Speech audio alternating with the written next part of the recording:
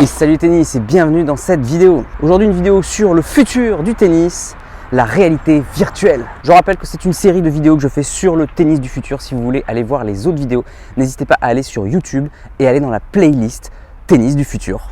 Et vous aurez toutes les vidéos que j'ai déjà faites sur mes pronostics sur l'avenir du tennis. Et oui, il faut vivre avec son temps. Les nouvelles technologies évoluent sans cesse et depuis déjà de nombreuses années maintenant, on n'arrête pas de parler de la réalité virtuelle. Mais qu'en est-il du tennis? Quel est mon pronostic du futur du tennis? Dans le futur du tennis, nous ne nous déplacerons même plus sur le terrain. Le terrain n'existera plus. Nous serons chez nous en permanence. Nous aurons notre casque de réalité virtuelle que nous pourrons enfiler. Mais vous allez me dire, rien ne remplace les sensations de la raquette quand même. C'est pas compliqué. Vous aurez un manche d'une raquette qui reproduira à l'identique les vibrations du coup de tennis. Donc quand vous aurez l'impression de frapper la balle, il y aura des vibrations qui vont vous donner l'illusion de frapper exactement de la même manière que sur le terrain. Bien sûr, au début, ce sera balbutiant. Au début, on dira « Ah, ça vaut pas le vrai tennis quand même. » Je vois vraiment la différence au niveau des sensations.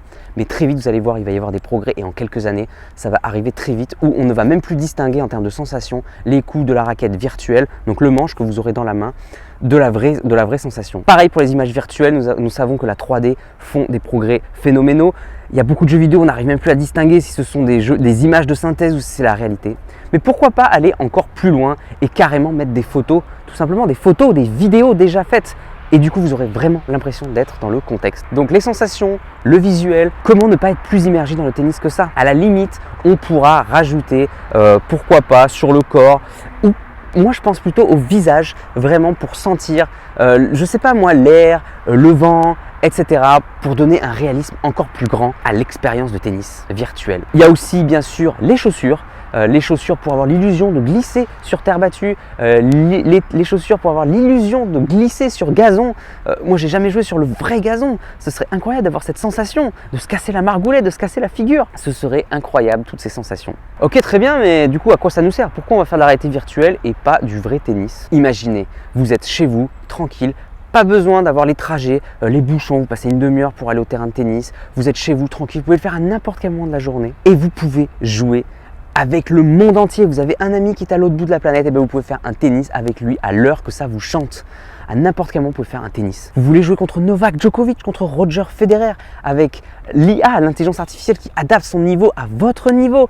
Pas de souci, vous pouvez, avec des images de synthèse tellement réalistes que vous avez vraiment l'impression d'être face à lui. Vous voulez jouer dans les plus beaux sites du monde, que ce soit les grands chelems, avec tout le public. Pas de souci, vous allez jouer à l'US Open, vous allez jouer à Roland Garros, vous allez jouer partout où ça vous chante, avec des décors somptueux et vous aurez l'impression d'y être. Franchement, si ça c'est pas de l'immersion, si ça c'est pas de la motivation, jouer face à Nadal, à Roland Garros, sur le central avec un public plein, ça doit être incroyable comme sensation. Avant c'était réservé à qui? Eh bien aux meilleurs tout simplement, au top 10, aller au top 100 qui pouvaient de temps en temps faire des matchs sur ces grands cours. Ce sera à la portée de tous, tout le monde pourra faire ce genre de match. Il n'y a pas que les grands chelems, vous pouvez jouer sur tous les terrains les plus beaux du monde. Vous voulez faire un terrain au bord de la mer, eh bien vous pouvez. Vous voulez une ambiance sonore, douce et agréable en fin de journée pour faire un petit tennis tranquille, pépère, vous pouvez. Vous voulez jouer sur, à Dubaï, sur le terrain où il y a l'hélicoptère en haut, là où Agassi et Federer avaient fait leurs échanges, avec la vue sublime de hauteur, eh bien vous pourrez jouer dans tous les sites que vous voulez. La limite ne sera que votre imagination.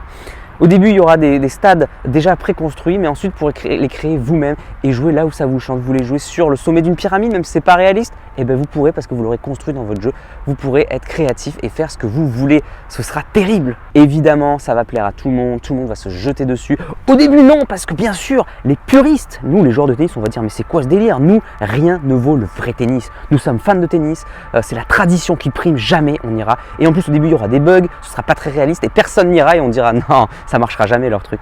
Et au fur et à mesure, bien sûr que ça va finir par marcher. C'est comme le padel, tout le monde parle du tennis. Ah ouais, le tennis, les traditions.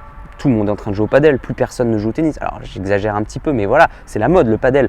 Ce sera la même chose pour la réalité virtuelle, tout le monde va se jeter dessus comme des morts de faim. Ce sera plus ludique, on pourra faire des doubles avec n'importe qui, à n'importe quelle heure. Ce sera incroyable. Quelles sont les contre-indications? Si vous avez vu mes précédentes vidéos, vous le savez, je suis totalement contre l'IA et contre toutes ces technologies.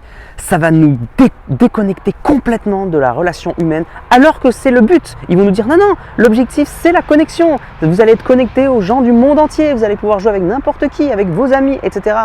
Rien ne remplace le vrai, le visuel avec la vraie personne. Je suis désolé, il y a des choses qui se passent dont on n'a pas idée. L'œil, l'inconscient, les phéromones, j'en sais rien, il y a un truc qui se passe en réalité, le champ quantique peut-être, l'énergie qu'on dégage autour de nous, notre aura de 2-3 mètres, et bien tout ça on l'aura plus dans la réalité virtuelle, ça va complètement changer les relations humaines et c'est comme les réseaux sociaux, on croit que ça nous connecte mais au final ça nous déconnecte et on se sent malheureux et on est en perte de sens. Ne vous faites pas avoir. Évidemment il y aura la notion de dépense physique, tout le monde va dire oui vous pouvez dépenser vos calories chez vous et vous aurez mesuré les calories exactes que vous dépensez à chaque entraînement, à chaque match virtuel, etc.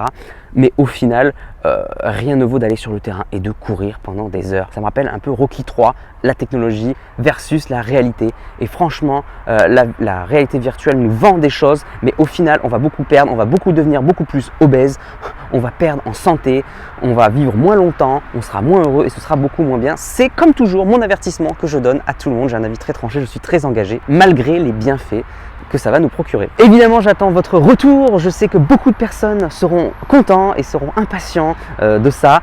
Et d'ailleurs, dites-moi dans les commentaires ce que vous en pensez. Ne vous laissez pas influencer par moi. Dites-moi si au contraire vous attendez ça avec impatience, l'avènement de l'IA et la réalité virtuelle du tennis, ou si au contraire vous êtes puriste, vous préférez encore aller sur le terrain.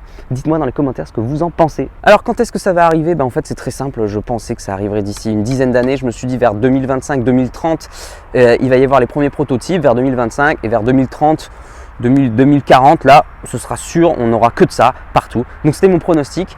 Et bien sûr, comme toujours, la technologie va beaucoup plus vite que ce que l'on imagine. Ça existe déjà. Et oui, si vous ne le saviez pas.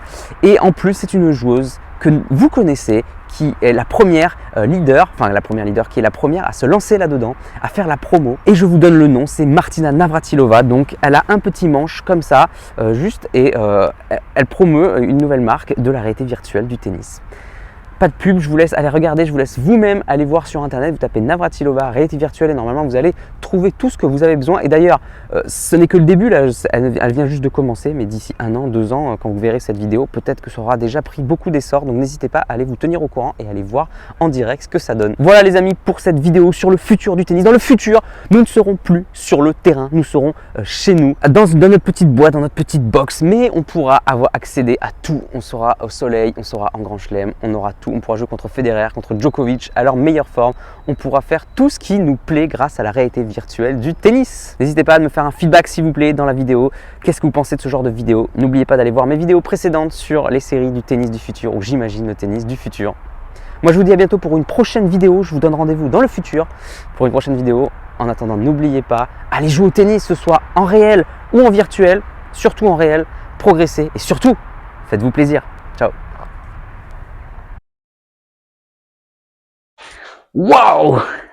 Ah, j'avais vraiment l'impression d'être sur le terrain. C'est trop chouette. Génial. Si tu es encore là, c'est que soit tu es très motivé, et dans ce cas-là je te félicite, soit que tu aimes ce que je fais. Dans tous les cas, s'il te plaît, laisse un commentaire pour donner ton opinion et soutiens mon travail, soit en partageant les vidéos, c'est important pour l'algorithme, soit en allant sur Tipeee. Tu peux aller encore plus loin en t'abonnant à ma newsletter où je te donnerai plein de conseils. Rien de plus facile, clique sur le lien dans la description. À bientôt.